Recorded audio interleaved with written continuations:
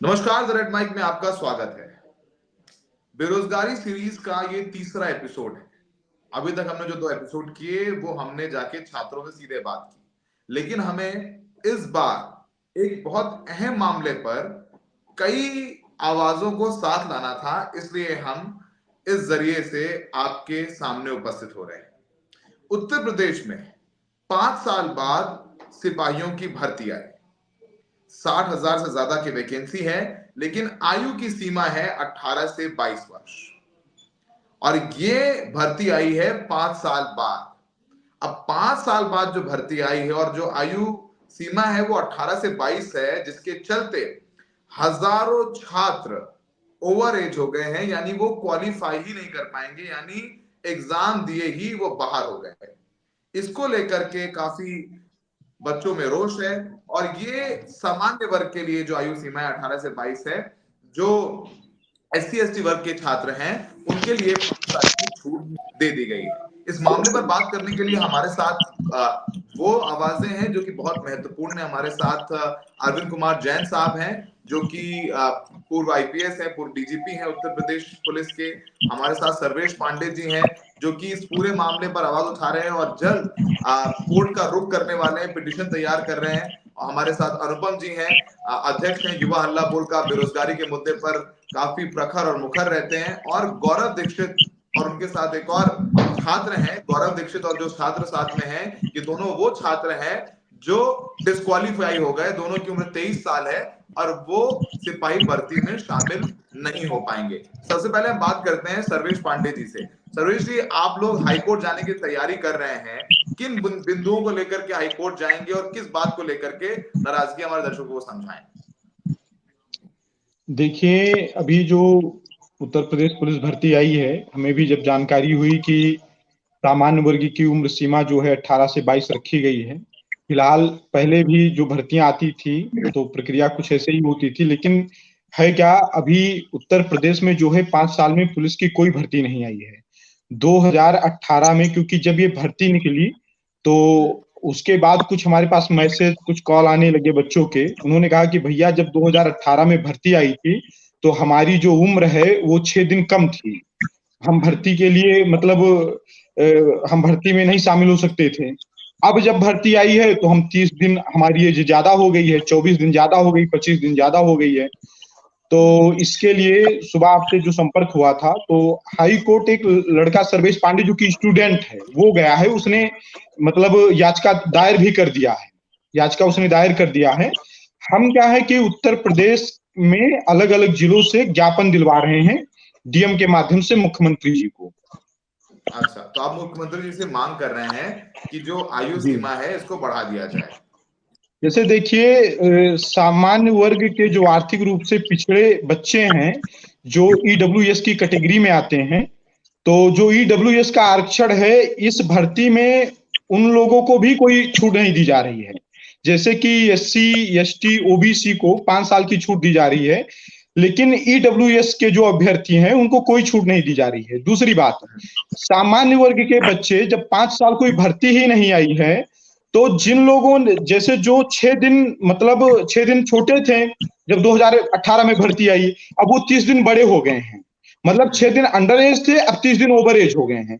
तो इसमें उनकी क्या गलती? उन्होंने 4 साल 5 साल तैयारी की हर, और सरकार ने कहा भी था कि हर साल 30,000 भर्तियां हम निकालेंगे भी। तो बीच में कोई भर्ती नहीं, क्योंकि कोरोना भी आ गया था। तो अब इन सुप्रीम कोर्ट बच्चों में की कहा क्या था गलती उन्होंने। है? जी जी, सुप्रीम कोर्ट में कहा था। ठीक है सर्वेश जी, पहले अरविंद जी के पास सबसे आखिर में आऊंगा। मेरे साथ गौरव है, गौरव उन्नाव से हैं, गौरव दीक्षित, उनके साथ में एक और छात्र हैं। गौरव, आपकी उम्र कितनी हो गई इस साल?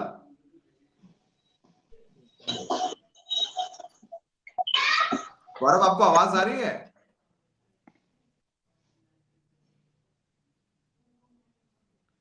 गौरव असल में छात्र हैं, गौरव को आवाज नहीं आ रही है हमारी। गौरव, अगर आपको सुनाई दे रहा हो, आपको आवाज आ रही हो? गौरव को आवाज नहीं आ रही है। अनुपम भाई, सब आप पा रहा हूँ, फिर एंड में अरविंद जी से समझेंगे कि प्रक्रिया क्या होती है।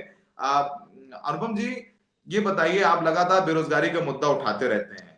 5 साल भर्ती नहीं आई, जबकि यूपी सरकार ने एफिडेविट में सुप्रीम कोर्ट में कहा था कि हर साल सिपाहियों की भर्ती आएगी।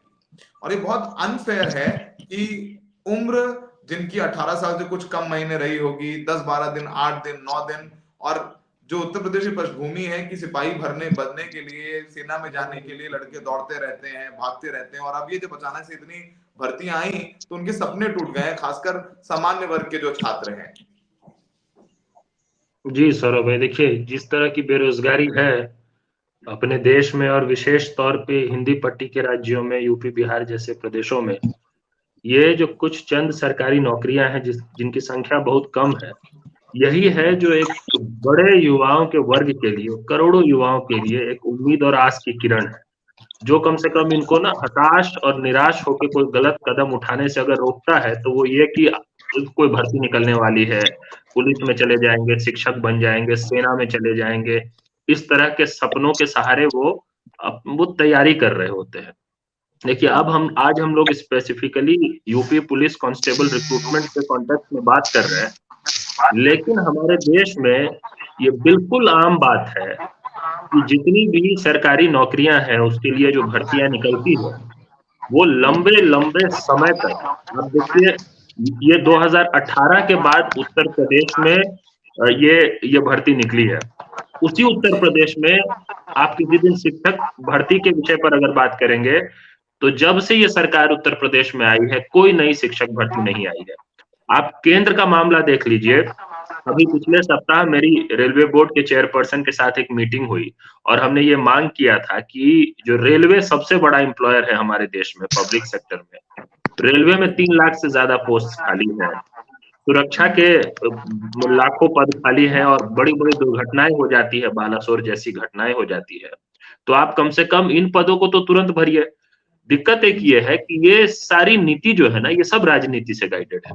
सरकार को जब दिखता है कि चुनाव आ रहा है तो इस तरह की भर्तियां निकालने लग जाते हैं, और जब निकालने लग जाते हैं तो क्योंकि इस पे पूरा फोकस नहीं है, संवेदनशीलता नहीं है, उतना ध्यान नहीं है, तो होलसम ढंग से सोच नहीं पाते हैं। और आप देखिए कि मेरा तो मानना है कि किसी भी भर्ती में अगर 3 साल कोई भर्ती नहीं निकली है और उसके बाद जब निकली है तो 3 साल जो है कंपेंसेटरी एक्स्ट्रा एज उम्र सीमा बढ़ाया जाना चाहिए। यहाँ पे तो 5 साल का मसला है, 2018 के बाद से भर्ती निकली ही नहीं, और वो भी तब जब सरकार सुप्रीम कोर्ट में एफिडेविट दे चुकी है। आप समझिए, मतलब कोई लाज शर्म हया, कोई कम से कम संवैधानिक संस्थानों के प्रति जो आप एफिडेविट पे लिख कर दे रहे हैं, 2017 में दिया है प्रिंसिपल सेक्रेटरी ने उत्तर प्रदेश सरकार के, कि 2018-2019 मतलब 4 साल लगातार हम 30-30 हजार भर्ती निकालेंगे, और कोई भर्ती नहीं निकली 2018 के बाद से। अभी एक भर्ती निकली है, और जो आपके सामने, आपके तो चर्चा में वो सारे अभ्यर्थी हैं। मेरी रोज न जाने कितनों से बात होती है जिनकी कहानी सुन के समझ ही नहीं आता है कि इनको क्या कहा जाए, सिवाय इसके कि आप अपने सरकार को, अपने जनप्रतिनिधियों को संवेदनशील बनाइए। और इससे सीखने समझने की एक ही बात है, खास तौर पे इन युवाओं के लिए, कि आप जब अपने नेताओं को, पार्टियों को देखते हैं तो उनसे क्या अपेक्षा रखते हैं, किस नाम पे आप उसका समर्थन कर रहे हैं या विरोध कर रहे हैं। अगर आप नौकरी रोजगार के नाम पे उनका साथ या विरोध कर ही नहीं रहे हैं तो क्यों नेताओं को, पार्टियों को, सरकारों को इन बातों की चिंता होगी। उनको तो जिनकी चिंता है उस पे तो झूम गा रहे ही हैं सब लोग एक साथ पार्टी के साथ। ठीक है, मैं अरविंद जी के पास आऊंगा, उससे पहले मैं जरा गौरव से बात करना चाहता हूँ। गौरव उन्नाव से हैं, गौरव दीक्षित। गौरव, ये बताइए, इस बार आप भर्ती देख पाएंगे? हमारे गांव देहात में कहते हैं भर्ती देख पाएंगे, सिपाही बन पाएंगे कि ओवर एज हो गए? जी, मैं ओवर एज हो चुका हूँ। इसके पहले जब भर्ती आई थी तो मैं उसमें अंडर एज था। अब वो भर्ती जब अब है तो मैं ओवर एज हो चुका हूँ पूरे 1 साल। कितनी निराशा है, कितनी निराशा जी, है, कितनी बहुत ही निराशा है।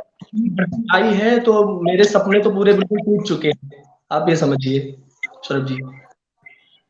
सपने टूट चुके हैं। तैयारी कर रहे थे, दौड़ रहे थे? जी बिल्कुल, लगातार मैं तैयारी कर रहा हूँ, और जब ये भर्ती आई तो पूरी निराशा हो गई ये देख करके। तो आपके जो बगल में बैठे हैं ये भी ओवर एज हो गए हैं? जी सर एक ही कंडीशन है, ये कंडीशन है बिल्कुल, ये आप समझिए। अच्छा, साथ में तैयारी कर रहे थे आप लोग? जी सर। अरविंद जी, सबसे आखिर में अब आप पे आ रहा हूं, क्योंकि आपने यूपी पुलिस कहा जाए कि यू हैव हेडेड इट, आपने उसका उसका आप उसके कप्तानशिप के कप्तान थे। ये सारी प्रक्रिया कैसी होती है? भर्ती बोर्ड होता है, तमाम तरीके की चीजों को ध्यान में रख करके ये आयु सीमा तय की जाती है, तो ये इनजस्टिस कैसे हो जाता है सर? देखिए, इसमें भर्ती बोर्ड का कोई रोल नहीं है। भर्ती बोर्ड को यह अधिकार नहीं है कि वो एज को घटा सके, बढ़ा सके। ये अधिकार शासन में निहित है। और इस बार की भर्ती को भी लेके मेरा ये मानना है, जो मेरे सूत्र बताते हैं कि शासन में ये विचाराधीन है, माननीय मुख्यमंत्री जी के ये संज्ञान में लाया गया है और इसके ऊपर सहानुभूति पूर्वक विचार चल रहा है। और मैं उम्मीद करता हूं कि 1-2 दिन में इसमें कोई पॉजिटिव निर्णय आ जाना चाहिए। बहुत सी जो भर्तियां हुई हैं, मध्य प्रदेश में हुई, छत्तीसगढ़ में हुई, पैरामिलिट्री फोर्सेस में हुई, उसमें कहीं 2 साल, कहीं 3 साल की छूट दी गई है। बिल्कुल। तो मेरा भी ये मानना है, शासन से अनुरोध होगा कि बच्चे बहुत तैयारी करते हैं। मैं वेस्ट यूपी को बिलोंग करता हूं, मैंने देखा है उधर बागपत की सड़कों पे अगर आप कभी भी सुबह निकल जाइए 4 बजे, 4:30 बजे, सैकड़ों में बच्चे सड़क के किनारे दौड़ते मिलेंगे, तैयारी करते मिलेंगे। तो वो इसकी प्रतीक्षा बहुत समय से करते हैं और ये मैं समझता हूं कि कतई भी न्यायोचित होगा कि 3 साल तक की छूट जो है वो इन बच्चों को प्रदान कर दी जाए, वन टाइम एग्जम्पशन। क्योंकि ये भर्ती बोर्ड का कोई इसमें अधिकार नहीं है। ये शासनादेश जारी होगा और शासनादेश जारी होने के बाद इसमें कोर्ट से क्लियरेंस लेना होगा। वरना होता क्या है, जब मैं था डीजीपी तब भी एक भर्ती हुई थी, इसमें मार रिक्त हो जाती है। अगर आपने जरा सा भी कोई कोर्ट की परमिशन से कुछ किया तो इसमें बहुत रिक्त हो जाती है। तो ये मेरे ख्याल से सही समय आ गया है जब उत्तर प्रदेश सरकार के द्वारा एक पॉजिटिव निर्णय इनके पक्ष में लिया जा सकता है। कोर्ट को इंटीमेट किया जाएगा और कोर्ट से अनुमति मिलने पर जब भर्ती होगी तो फिर उसमें कोई इफ एंड बट नहीं होगा और उसको स्टे नहीं किया जाएगा। जो सामान्य वर्ग के जो अभ्यर्थी हैं जिनको 18 से 22 वर्ष है, ये बात सही है कि 5 साल भर्ती न होने की वजह से बहुत से बच्चे इसमें ओवर एज हो गए हैं। इसलिए मैं समझता हूं ये कर दिया जाना चाहिए। ओबीसी कैटेगरी के लिए, महिलाओं के लिए और शेड्यूल कास्ट शेड्यूल ट्राइब के लिए ऑलरेडी 5 साल की छूट है। तो 3 साल मैं समझता हूं कि कम से कम छूट दे देनी चाहिए, जैसा कि अन्य प्रदेशों में और पैरामिलिट्री फोर्सेस में भी किया गया है। अरविंद जी, ये जो आपने बोला कि प्रशासन ये नियम बताता है, तो जब नियम बना रहे होते हैं, जब आयु सीमा तय की जा रही होती है, तब इन बातों का ध्यान ही रखा जाता है कि आप उस पद पर रहे हैं। तो ये तो बहुत एविडेंट, ये तो बिल्कुल सामने दिखने वाली प्रॉब्लम है कि आप 5 साल भर्ती निकालते हैं और जो बच्चे तब अंडर एज थे अब ओवर एज हो गए और लगभग हजारों की तादाद में उनको एक मौका भी नहीं मिला, कि उनको मतलब मौका नहीं मिला और वो आउट। तो ये उस समय ध्यान नहीं रखा जाता है जब नियम बनाए जा रहे हैं? नहीं, ये नियम बनाने के समय किसी ने ध्यान नहीं दिया होगा कि कोविड आ जाएगा। पीछे तो भर्तियां रेगुलर हो रही थी और उसमें काफी सुधार भी हुआ इस प्रक्रिया में। और जो हमारा यूपी का रिक्रूटमेंट बोर्ड है, बड़ी ऑनेस्टली ये भर्तियों को करता है। किसी आउटसाइड एजेंसी को ये वर्क दिया जाता है, उसमें हम लोगों का, डीजीपी का, गवर्नमेंट का, किसी का कोई एक पद पे भी कोई इंटरफेरेंस नहीं होता है और वो डिक्लेयर करते हैं पूरा रिजल्ट। मैं समझता हूं कि हमें आशावान होना चाहिए और 1-2 दिन के अंदर अंदर मैं समझता हूं कि शासन स्तर से इसमें निर्णय हो जाए। और जैसा कि मुझे सूत्र बताते हैं कि इसमें पॉजिटिव इस पे विचार हो रहा है कि बच्चों को इस प्रकार से निराश ना होना पड़े और वन टाइम एग्जम्पशन दे दिया जाए। ये शायद मेरे ख्याल से शायद अनाउंस हो सकता है कोर्ट में, कोर्ट को इंटीमेट किया जा सकता है। कोर्ट गए हैं अगर बच्चे, कोर्ट पूछेगा, उसके ऊपर रिप्लाई जो है यूपी गवर्नमेंट की तरफ से फाइल किया जा सकता है। ठीक है सर्वेश जी, 27 तारीख से यानी बुधवार से जो है प्रक्रिया शुरू हो रही है। बुधवार से जो है बच्चे अप्लाई कर पाएंगे। तो आपको लगता है, जैसा कि डीजीपी साहब कह रहे हैं, जैन साहब, कि सरकार इस पर विचार कर रही है? तो उम्मीद लग रही है कि आप जो ज्ञापन दिलवा रहे हैं, छात्रों की आवाज उठा रहे हैं, कुछ रंग लाएगी? देखिए, मैं एक बात बताऊं शुक्ला जी, युवाओं में बहुत ही आक्रोश है इस विषय को लेकर के, और बहुत ही पीड़ा है उनके मन में। मेरे पास इलाहाबाद से, लखनऊ से, बहुत जगहों से बच्चों के फोन आए। आज 26 तारीख को कम से कम 20 जिलों से ज्ञापन दिया गया है मुख्यमंत्री को संबोधित, और अभी कल भी ज्ञापन दिया जाएगा, परसों भी ज्ञापन दिया जाएगा। ज्ञापन हम इसी उद्देश्य से दे रहे हैं कि हमारी बात मुख्यमंत्री तक पहुंचे, और मुख्यमंत्री जी जो है हमारी बातों पर संज्ञान लें और बच्चों को उम्र सीमा में छूट दें। जैसा कि डीजीपी सर ने बताया कि हो सकता है अगर ऐसा हो जाए तो बहुत अच्छा रहेगा, क्योंकि आपके सामने ही बच्चा बैठा हुआ है जो कि 2018 की भर्ती में अंडर एज था, अब 1 साल ओवर एज हो गया है।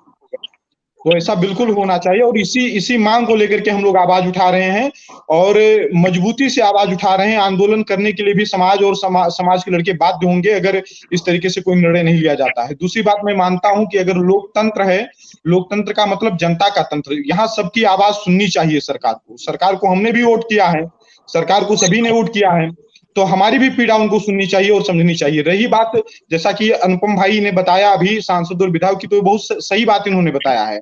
हमारे समाज के युवा और हमारे समाज के जो युवा हैं, उनके पिता, उनके जो गार्जियन हैं, ये कभी अपने विधायकों सांसदों से इस विषय को लेकर क्वेश्चन नहीं करते हैं। क्या हम सिर्फ इनका झंडा डोने के लिए हैं? क्या हम सिर्फ इनके जिंदाबाद और मुर्दाबाद कहने के लिए हैं? क्या विधायक जी के साथ चाय पीकर सेल्फी खिंचवाकर फेसबुक पर अपलोड करने के लिए हैं? हमारे बच्चों को नौकरियां नहीं चाहिए, हमारे पेट नहीं है, हमें भूख नहीं लगती है। तो हम आपके इस चैनल के माध्यम से जितने भी गार्जियन, जितने भी छात्र मेरी बातों को सुन रहे हैं, उन सभी से कहना चाहता हूं, जितने भी जनप्रतिनिधि सुन रहे हैं, आप लोग, जब चुनाव आता है तो समाज की शिरोमणि बनकर आ जाते हैं। कोई विप्र शिरोमणि बन जाता है, तो कोई क्षत्रिय शिरोमणि बन जाता है, तमाम प्रकार के लुभावने वादे करते हैं, लेकिन वास्तविकता जिस चीज की है, जहां हमें आवश्यकता है, वहां कोई आवाज उठाने वाला नहीं है।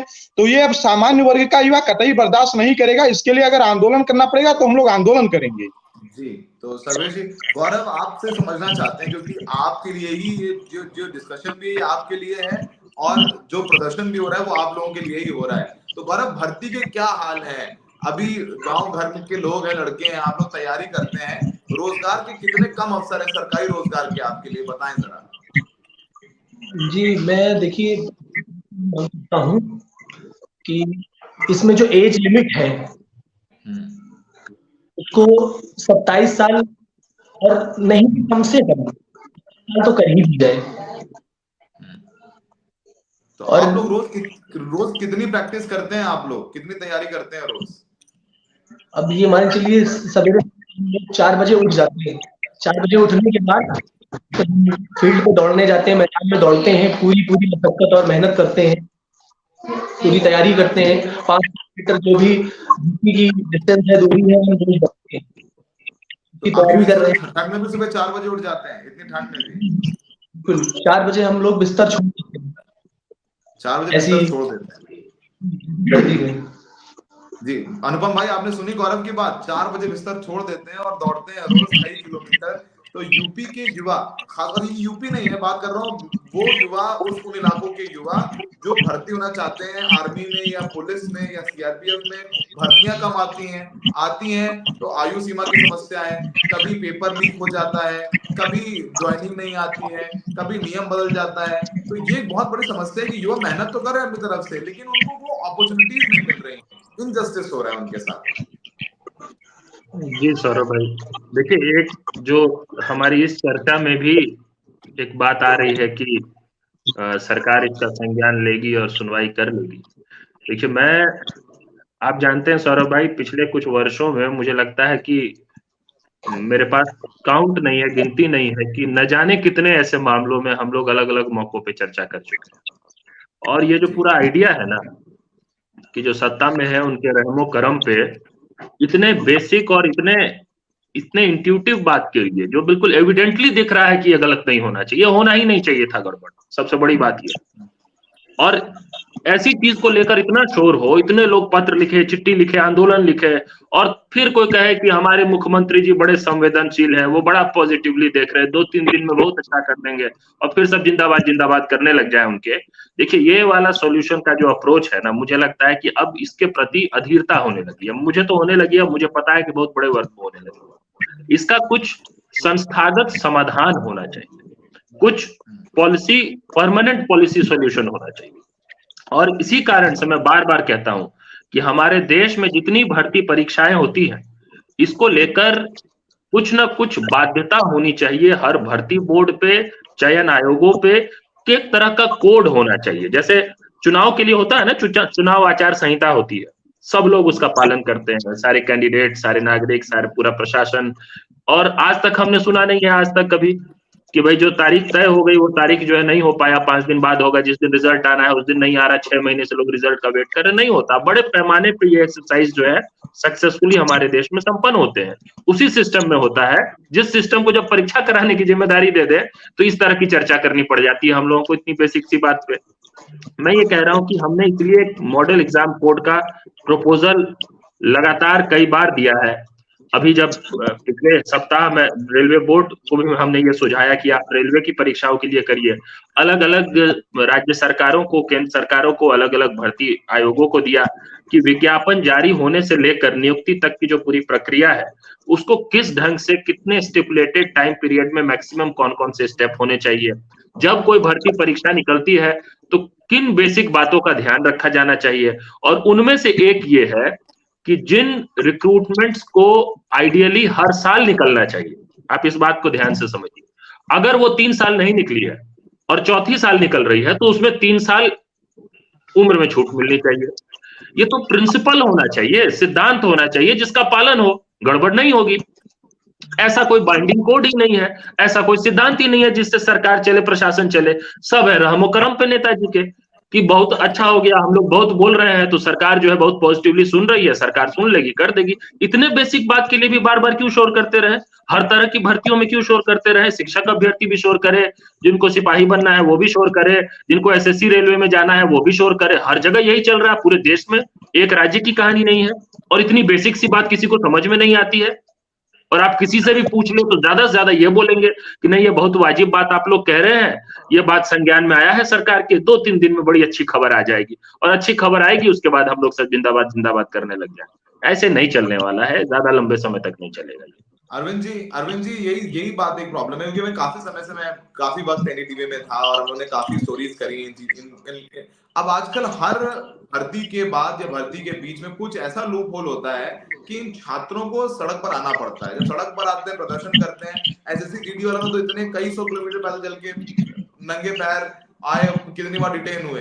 यूपीएससी के जो छात्र हैं इंटरव्यू तक गए, लेकिन कोविड के दौरान कोई परीक्षा नहीं दे पाया, किसी को खुद कोविड था, कोई क्वारंटीन था, किसी के पिता की डेथ हो गई, खुद डॉक्टर था, कोई प्रैक्टिस कर रहा था, उनको एक्स्ट्रा अटेम्प्ट नहीं दिया जा रहा है, वो जंतर मंतर पर लाठी खा रहे हैं। तो सड़कों पर आने के बाद क्यों जागती है सरकारें? उनको पहले से ही क्यों नहीं एक एम्पैथेटिक व्यू रखना चाहिए कि ये हमारे युवा हैं, हमारे देश का भविष्य है, इनकी भर्ती अटमोस्ट प्रायोरिटी होनी चाहिए, सर्वोत्तम वरीयता होनी चाहिए सरकार के लिए। देखिए, ये भर्ती का कोई बहुत आसान प्रक्रिया नहीं है, इसमें इतनी रिट्स होती हैं। मैं तत्कालीन chief justice Allahabad principal secretary home के साथ जाकर रिक्वेस्ट किया था कि एक बेंच में सारे मुकदमे ट्रांसफर कर दिए जाए, जिससे कि एक बेंच, अलग अलग बेंचेस डील कर रही हैं और उससे प्रक्रिया में और विलंब हो रहा है। भर्ती बोर्ड, जैसा मैंने कहा, भर्ती बोर्ड अपनी तरफ से आयु सीमा नहीं बढ़ा सकता है। कोविड और इन सब को लेकर शासन में विचाराधीन है। शासन अपनी तरफ से भी अगर बढ़ा दे तो भी हो सकता है कि कुछ लोग कोर्ट चले जाएं कि साहब ये क्यों बढ़ा दिया गया, हमारा राइट क्यों छीना जा, इतने 3 साल 4 साल और पुराने सीनियर छात्रों को क्यों दिया जा रहा है। भाई, मैं समझता हूँ सही प्रक्रिया चल रही है, ऐसा मेरा मानना है। भर्ती बोर्ड ने प्रक्रिया जारी कर दी, उसके बाद इस पे ज्ञापन दिए जा रहे हैं, ये संज्ञान में आ गया होगा गवर्नमेंट।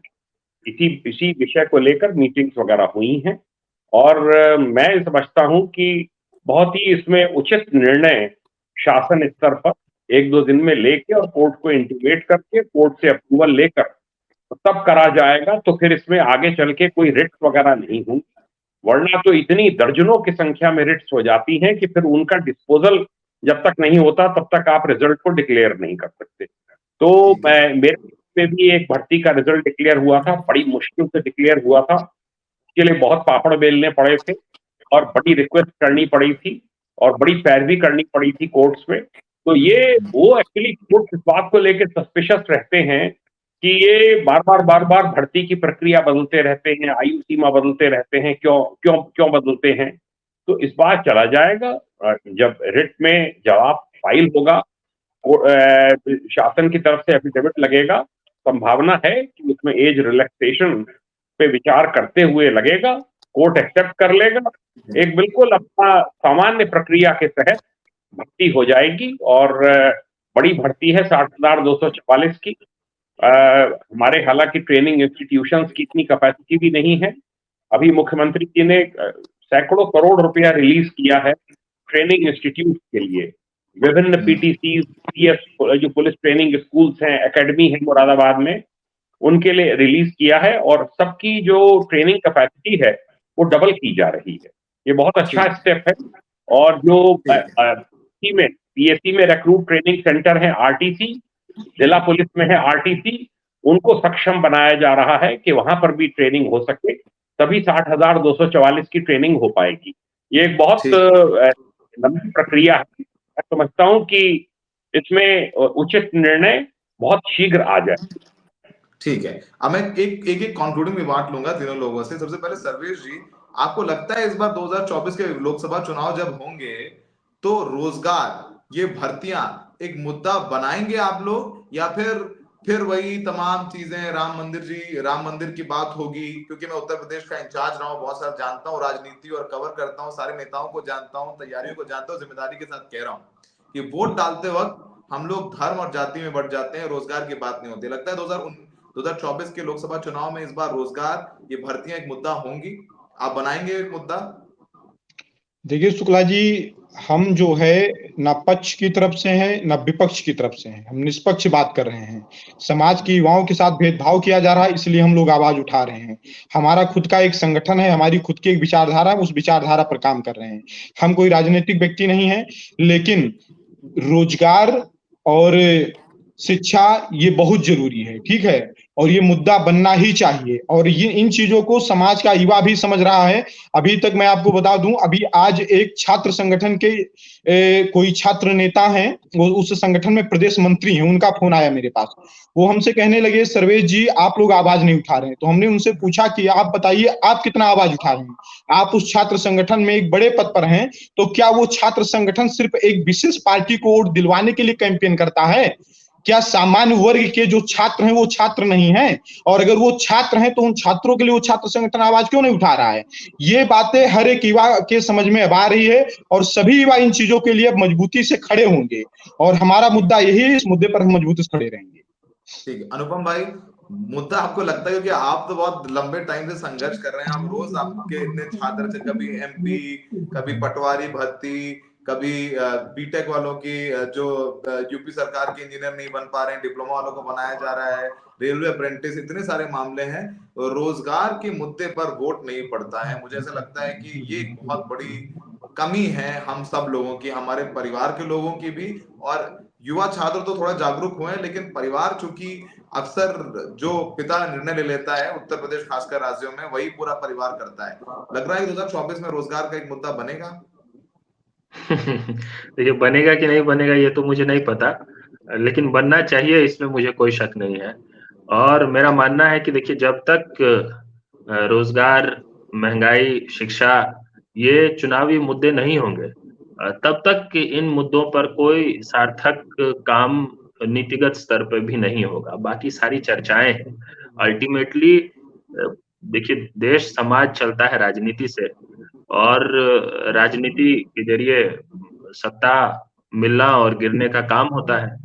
जो लोग सत्ता में हैं उनको जब समझ में आ रहा है कि एक बहुत बड़े वर्ग के लिए, मैं थोड़ा सा समय लेकर एक बात आपसे शेयर करना चाहूंगा कि देखिए जब किसी पार्टी को ये लग जाए कि बेरोजगार युवा जो है वो उनके पॉलिटिकल एजेंडा का चारा बन सकता है, तो फिर तो बेरोजगारी फायदेमंद चीज हुई ना राजनीतिक रूप से। और आप देख लीजिए इस देश में कहीं पे भी, जहां पे भी जाति धर्म के नाम पे उन्माद फैल रहा हो, लड़ाई झगड़ा झंझट हो रहा हो, सड़क पे फ्रंट लाइंस पे जो लोग तनाव बढ़ा रहे होते हैं, संघर्ष कर रहे होते हैं, वो सब बेरोजगार युवा है दोनों तरफ से। इसमें कोई एक पक्ष की बात नहीं है। तो अगर किसी हुल्लड़बाजी में, किसी जुलूस में निकलना है, अगर सर पे पटका बांध के नारे लगाते हुए, तो वो बेरोजगार युवा है। इस पक्ष से हो, उस पक्ष से हो, पूरी जो आइडेंटिटी के नाम पे लड़ाई होती है, जिसके आधार पे वोट बैंक बनता है और जिसके आधार पे चुनाव लड़े जा रहे हैं, उसका चारा अगर बेरोजगार युवा है, तो फिर बेरोजगारी तो बड़ा फायदेमंद चीज हुआ ना उन लोगों के लिए जिनके वो मुद्दे हैं। तो क्यों कोई बेरोजगारी दूर करे? ज्यादा से ज्यादा आई वॉश होगा इस तरह का। और ये सभी मान लीजिए कि ये भर्ती निकल गई, चुनाव नजदीक आ रहा है, तो कई भर्तियां निकलेंगी। अभी आप देखिए नया साल आने वाला है, बड़ी भर्ती रेलवे की निकल सकती है, हो जाए जिस तरह फरवरी 2019 में निकली थी और उसको सबसे बम्पर भर्ती बताया गया था। और मेरा मानना है कि जितने स्वीकृत और रिक्त पद है हमारे देश में, केंद्र और राज्य सरकारों का मिला के सारी भर्ती भी निकाल दी जाए ना अगले 24 घंटे में ही, तो भी बेरोजगारी की समस्या दूर नहीं होगी। वो तो हमारे देश में समझिए कुल रोजगार का 4% भी नहीं है जो पब्लिक सेक्टर जॉब्स है। बेरोजगारी तो 45 सालों में सबसे अधिक है बेरोजगारी दर, तरह की विकराल समस्या है। और उस समस्या का समाधान जो है वो हम युवाओं के हाथ में ही है। हमको ये समझना पड़ेगा कि हमारा फ्यूचर स्टेक पे, हमारा भविष्य दाव पर लगा हुआ है।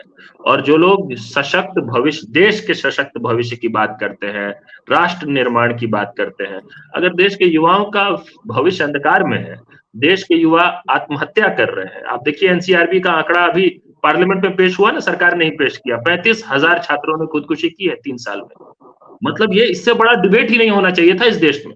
दुनिया का सबसे युवा देश है, जहां पे कि युवा आत्महत्या कर रहा है, कोई चर्चा कहीं नहीं है, न संसद में चर्चा होती है, न पार्टियों को चिंता है। पक्ष विपक्ष सब जोड़ घटाव में लगे हैं कि किस जाति का वोट किसको कितना मिलेगा, किस धर्म को गाली देके किसको वोट मिल जाएगा, सारा कैलकुलेशन ही इसी में लगा हुआ है। और यूथ सुसाइड कर रहा है, बेरोजगारी के कारण कर रहा है, किसी को चिंता परवाह नहीं है, सब अपने अपने कंफर्ट जोन में है। सब समझ ही नहीं पा रहे हैं कि स्थिति कितनी भयावह है, कितनी विस्फोटक है। और हमको लगता है कि इसलिए हमारी जो एक कोशिश हो रही है लगातार, इसी कारण से संयुक्त युवा मोर्चा का गठन हुआ है कि एक सकारात्मक सॉल्यूशन ओरिएंटेड देशव्यापी आंदोलन खड़ा हो। उसके बिना कोई समाधान नहीं है। मुझे किसी पार्टी से, पक्ष विपक्ष की किसी पार्टी से कोई उम्मीद कम से कम रोजगार के विषय पर तो नहीं दिखती है। आज के जो हालात हैं, उम्मीद दिखती है तो इन्हीं युवा नौजवानों में दिखती है, जिनको ये समझना पड़ेगा कि वो सिर्फ अपने यूपी कांस्टेबल भर्ती, पटवारी भर्ती, सिर्फ एसएससी भर्ती तक सीमित न रहे। उनको समझ में आए कि उनके साथ जो हो रहा है, इस वक्त घटित हो रहा है, वो कोई छोटी मोटी बात नहीं है। वो असल में इस देश की नीति और राजनीति का नतीजा है जो उनके साथ हो रहा है। ये बात वो समझ जाएंगे तो बहुत कुछ अच्छा निकल जाएगा। गौरव, आपसे आखिरी सवाल है। मुझे पता है कि आप इतने बड़े बड़े लोगों के बीच हैं इस वक्त, थोड़ा सा आपको लग रहा होगा कि कैसे क्या कहें। इस बार जब चुनाव होगा तो लगता है कि गांव में आप युवा रोजगार को लेकर के सोच समझकर वोट करेंगे, या फिर नहीं मुफ्त राशन मिल रहा है? मैं किसी पार्टी विशेष के खिलाफ टिप्पणी नहीं करना चाहता हूं, लेकिन बहुत सारी चीजें चुनाव की दौरान हावी हो जाती है। तो इस बार चुनाव में रोजगार एक मुद्दा रहेगा आप लोगों के लिए, युवाओं के लिए? जी बिल्कुल। ऐसा है कि चुनाव के लिए मुद्दा तो बिल्कुल होगा, क्योंकि मुझे लगता है कि जब से मैं 18 हूँ, 18 के बाद तब से तो भर्ती ही नहीं आई प्रदेश में पुलिस की। जब आई है तो ओवर एज हो गया हूँ। और ये एक मुद्दा तो है ही बहुत बड़ा। सपने सारे जो भी हमारे थे वो सब टूट चुके हैं। और मुझे पॉलिटिकल बहुत रुचि नहीं है, मुझे रोजगार की जरूरत है। मुझे तो सिर्फ रोजगार चाहिए, और वो रोजगार जब इस चीज के लिए मैं मेहनत कर रहा हूँ रोज सुबह उठ करके, तो मैं यही चाहता हूँ कि मेरी सरकार से यही गुजारिश है कि वो इसकी एज लिमिट बढ़ाए। ठीक है गौरव। तो आप गौरव भाई, मैं गौरव को यही बात कहना चाह रहा था कि ये जो एक आखिरी बात है, मुझे पॉलिटिक्स में बिल्कुल रुचि नहीं है, मुझे तो बस रोजगार चाहिए।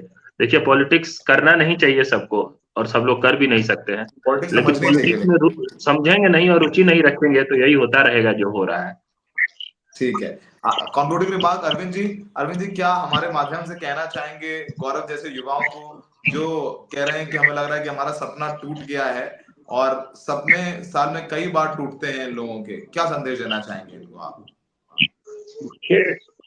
मेरा ये मानना है कि हमें पॉजिटिव तरीके से सोचना चाहिए और जहां मैं समझा हूं उत्तर प्रदेश मंत्री को जो वर्तमान में है पॉजिटिव सोच के हैं और कोई को लेकर किसी प्रकार की कोई जिद नहीं है, ओपन माइंड से सोचा जा रहा है, सोचा जाना चाहिए। मेरा भी आपके चैनल के माध्यम से उनसे और शासन में सभी पदों पे से अनुरोध होगा कि एक वन टाइम एग्जम्पशन 3 साल का दिया जाए और हर साल भर्ती होनी चाहिए। देखिए हमारे यहाँ क्या है कि 18,500 की कैपेसिटी है भर्ती की, जो कि ट्रेनिंग में है। मैं भी टीचर रहा हूँ, मैं भी एकेडमी का CBCS का डायरेक्टर और ADG रहा हूँ। मैंने भी कैपेसिटी बढ़ाने की बहुत कोशिश करी। पहले शासन से इसमें राशि नहीं मिलती थी और इस बार हुआ है कि सैकड़ों करोड़ रुपया अलॉट हुआ है कि नए हॉस्टल्स बनाइए, नई क्लासेस बनाइए और भर्तियां हम बढ़ाएंगे, भर्तियां हम करने जा रहे हैं। बड़ा जोर शोर से सब हो रहा है, तो ये एक बहुत अच्छा संकेत है। मैं समझता हूं कि अब नियमित रूप से ये कोविड का पीरियड, हमारा जो भयानक पीरियड था, ये पीछे है। अब नियमित भर्तियां होंगी और रोजगार युवाओं को मिलेगा, वो मिलना चाहिए। ठीक है, उम्मीद यही है, लेकिन यही कहेंगे जो मैं जितना समझता हूँ और जानता हूँ और पिछले 12 साल से अति सक्रिय होकर के रिपोर्टिंग कर रहा हूँ, युवाओं को अगर ये लगे कि नहीं मुझे पॉलिटिक्स में रुचि नहीं है, पॉलिटिक्स नहीं जानता, उन्हें रुचि लेनी पड़ेगी, समझना पड़ेगा, क्योंकि अगर आप नहीं समझेंगे तो आप अपने अधिकार नहीं जान पाएंगे और कभी आप अपने लिए न्याय की बात नहीं कर पाएंगे और ऐसे आपको सड़कों पर आके गिड़गिड़ाना पड़ेगा। तो सर आप सब लोग जुड़े, अनुपम जी, गौरव, सर्वेश जी, अरविंद जी, बहुत बहुत शुक्रिया। एक बहुत महत्वपूर्ण मुद्दे के लिए आप लोगों ने अपना वक्त निकाला, बहुत बहुत शुक्रिया।